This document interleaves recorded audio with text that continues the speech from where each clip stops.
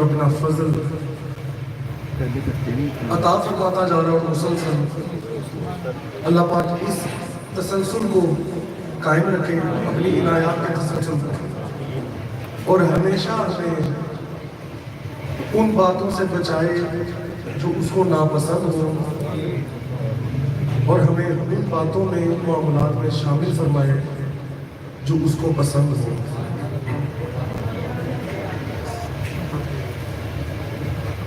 اب جیسے دعا کے حوالے سے یہ سب بات کر رہے تھے، تو یہ چند ایک بات پہلے بھی گفتگو میں یہ بات ہوتی ہے، لیکن یہ پھر سے دوبارہ عرض کر دیتا ہوں کیونکہ دعا ایک ایسی چیز ہے، اچھا اس لحاظ سے اس کی بڑی اہمیت ہے جو میں دوبارہ سے اس کی طرف توجہ دلوانا چاہتا ہوں، وہ یہ ہے کہ وہ چیز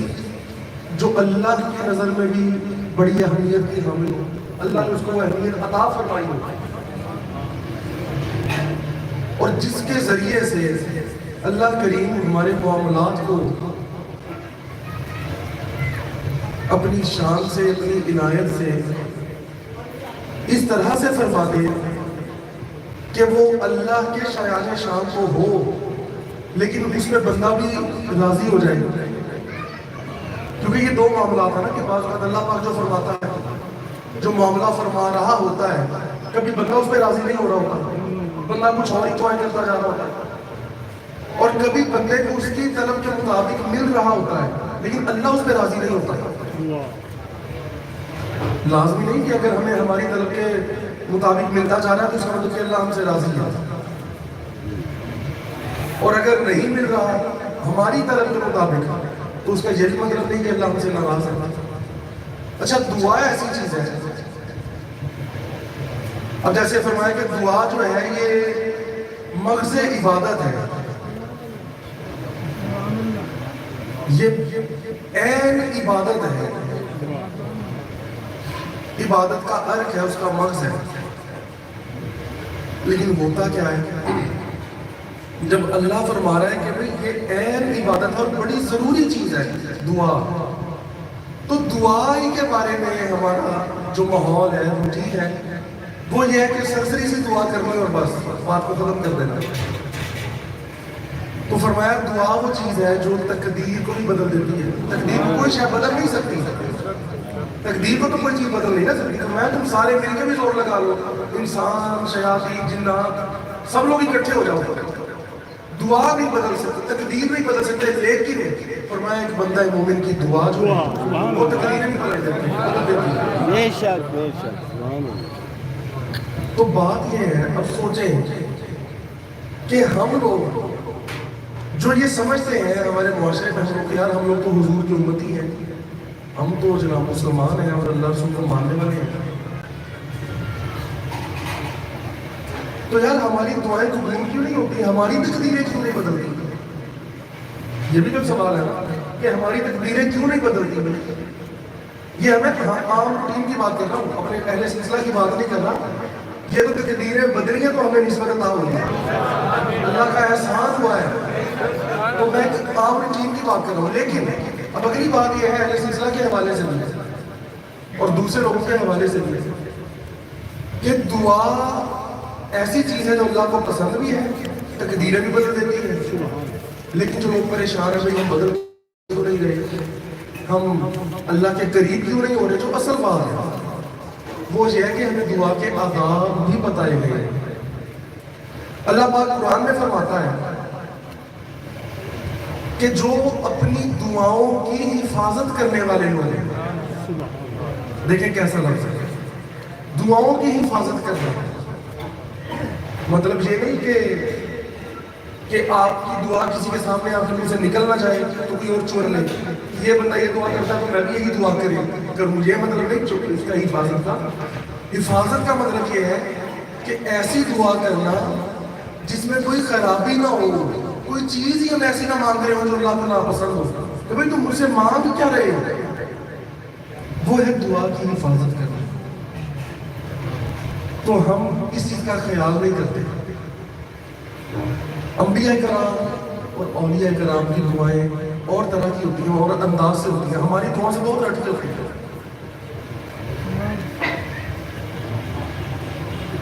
اب دیکھیں نا اللہ کے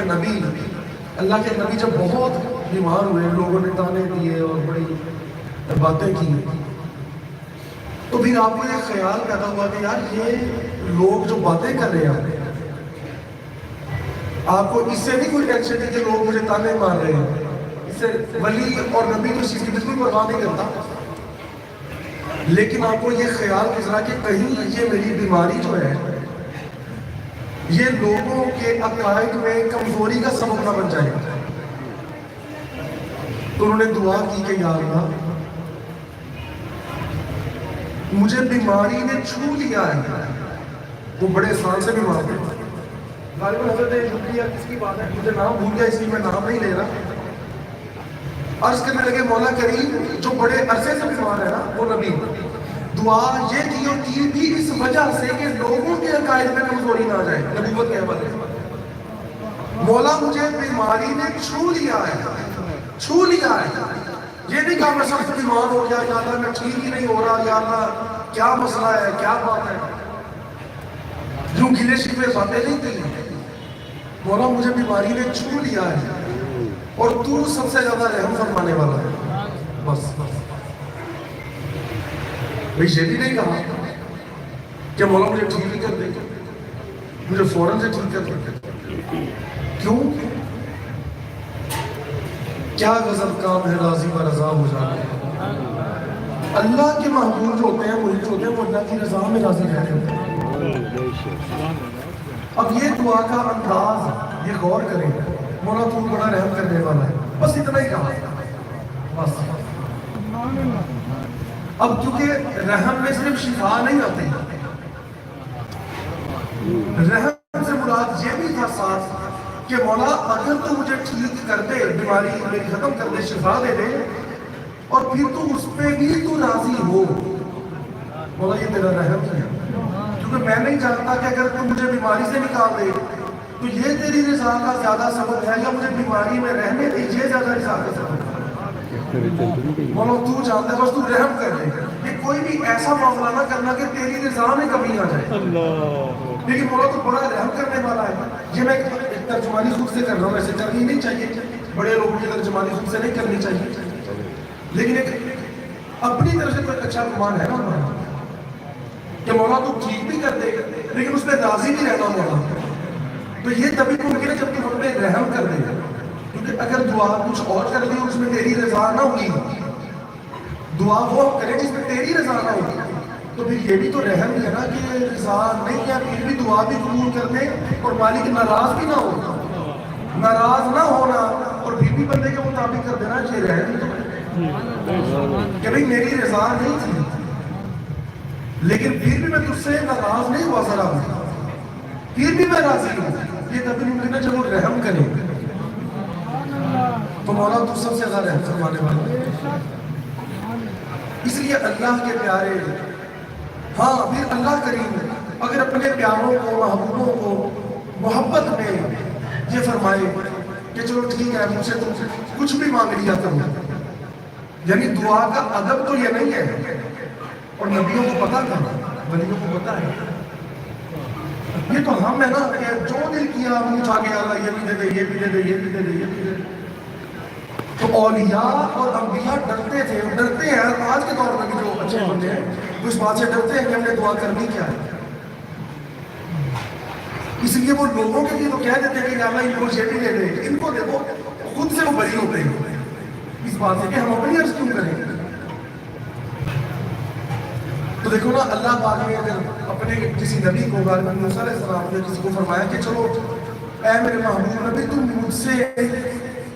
ہر چیز مانگ لیا کرو، خواہ وہ جوتی کا تسمہ ہی کیوں نہ ہو، جوتی کا تسمہ ہی کیوں نہ ہو، مجھ سے مانگا کرو۔ اب سوال ہے اب یہ اللہ کی عنایت ہے، لیکن اس میں بھی چھوٹا سا ایک راز ہے، وہ کیا کہ اللہ کو یہ فرمانے کی ضرورت کیوں پیش آئے، یہ سمجھانے کے لیے الفاظ استعمال کر رہے ہیں، اللہ کے لفظ استعمال نہیں ہوتا سمجھانے کے لیے، یعنی اللہ نے کیوں فرمایا، کس سبب سے فرمایا کہ تسمہ بھی ہو تو مجھ سے مانگا کرو۔ اس کا مطلب کہ نبی اس طرح کی دنیاوی چیزیں اللہ سے نہیں مانگتے تھے، نہیں مانگتے تھے، تو یہ اللہ نے فرمایا نا کہ بھئی یہ بھی مجھ سے مانگو، یعنی جو تم مجھ سے نہیں مانگتے وہ بھی مجھ سے ہی مانگو۔ تو یہ نبیوں کا ادب تھا دعا میں، تو وہ بھی اللہ کی محبت۔ اب موسیٰ علیہ السلام تو ایسے بھی بڑے لاڈلے نبی ہیں، تو پھر کیوں اللہ پاک کی اجازت نہیں فرماتا؟ وہ ایک بڑی عظیم ولیہ تھی، تو ان کے پاس سے اللہ کے ولی اس زمانے میں تشریف لائے، تو جب دیکھا فرمانے لگے کہ میں نے جب ان کے حالات دیکھے تو ان کے گھر ظاہری لحاظ سے مالی لحاظ سے کچھ بھی نہیں تھا، کوئی چیز نہیں پڑی تھی، کوئی مال و اسباب گھر میں نہیں پڑا تھا، صرف چند ایک بوریاں سے بچھی ہوئی تھی زمین پر، کوئی چیز بھی نہیں تھی، کھانے پینے کو بھی کچھ چیز نہیں تھی۔ تو کہنے لگے کہ اس ولیہ کو کہنے لگے کہ اگر آپ اجازت دیں تو میں آپ کے فلاں رشتہ داروں کو خط لکھ دوں۔ آپ نے تو ان کو بتایا نہیں نا، آپ نے بتانا ہے، میں ان کو خط لکھ دیتا ہوں، وہ آپ کی مدد کر دیں گے۔ آپ فرمانے لگے کہ بھئی آج آپ کی اہمیت میری نظر میں کم ہو گئی کہ میں تو آپ کو بھی کچھ اور سمجھتی ہوں، آپ کی بات کیسے کر دی کہ میں لوگوں سے کیا مدد کے لیے؟ فرمایا کہ جو سارے مال کا مالک ہے، دنیا کا آخرت کا ہر شے کا مالک ہے، اور جو اس ساری کائنات کا مالک ہے، میں نے تو اس سے بھی مال نہیں مانگا، میں تو اسے بھی نہیں کہا کہ مولا مجھے پیسے دے دے،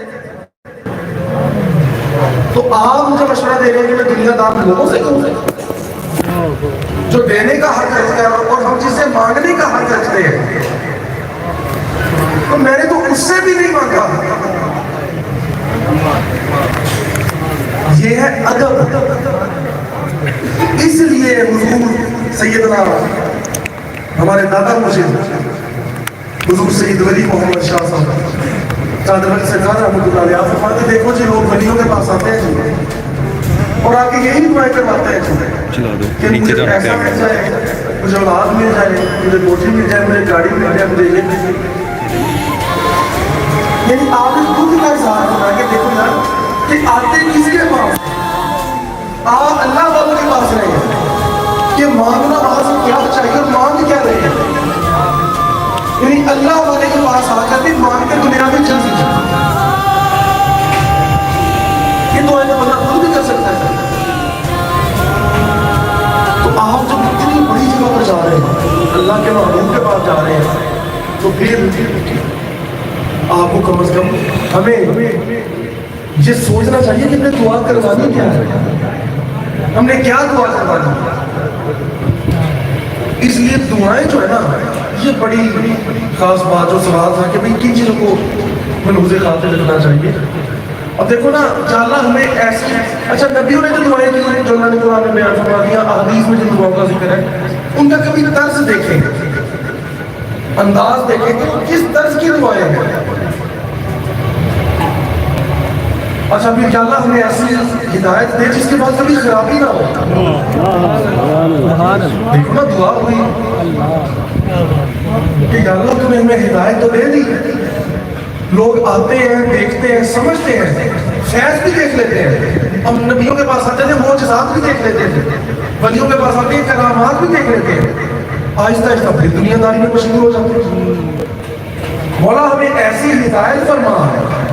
جس کے بعد کبھی خرابی نہ ہو، یہ ہوئی نا دعا۔ سبحان اللہ، کیا بات، سبحان اللہ۔ اور یا اللہ اب پہلے اپنی عاجزی کا اظہار، اگر کوئی کہتا ہے ربنا ظلمنا انفسنا، یا اللہ ہم نے ظلم کیا ہے اپنی جانوں تک، اور ظلم کیا ہے؟ ظلم اسے کہتے ہیں جو قابل معافی نہ ہو، اور ظلم ویسے بھی قابل معافی ہوتا نہیں، لیکن بات بھی وہی ہے کہ وہ ارحم الراحمین ہے، وہ غفور رحیم ہے۔ تو جب اس نے فرمایا حبیبی نے کہہ دو کہ جب یہ اپنی جانوں پر ظلم کر بیٹھے، ظلم سے مراد یہ نہیں ہے اپنی جانوں میں کہ اپنے آپ کو پیٹتے ہیں، اپنے آپ کو مارتے ہیں، یہ نہیں کہ اپنے آپ پہ ظلم کرتے ہیں، یہ ظلم نہیں، کہ ایسے گناہ کرتے ہیں، ایسی غلطی کر دیتے ہیں کہ معافی کی گنجائش نہیں ہوتی ہے۔ جب یہ وہ کام کر بیٹھے نا لوگ، یہ تو وہ غلطی ہے نا جو اللہ تعالیٰ بڑی آسانی ویسے معاف فرما دیتا ہے، ایک میں ذرا سے توبہ کرتا ہے اللہ معاف کر دیتا ہے، ایک ایسی گناہ اور حرکتیں کر دینا کہ جو معافی کے قابل نہ ہونا، اسے کہتے ہیں ظلم کر دیا اپنے آپ۔ اے حبیب جب یہ اپنی جانوں پر ظلم کر بیٹھے ہیں تو انہیں کہو کہ پھر یہ تیری بارگاہ میں آ جائیں، جب تیری بارگاہ میں آ جائیں گے اور تیری بارگاہ میں آ کے معافی مانگے تو تو مجھے کہے گا کہ مولا یہ میرے در پہ آ گئے، اور میرا در کا وہ اللہ کا در ہے، خدا خدا کا یہی ہے در، نہیں اور کوئی مفر مگر۔ تو مولا جب اللہ فرماتا ہے ابھی تیرے پاس جب آ جائیں گے نا تو تو کہے گا کہ مولا انہیں بھی معاف کر دے گا۔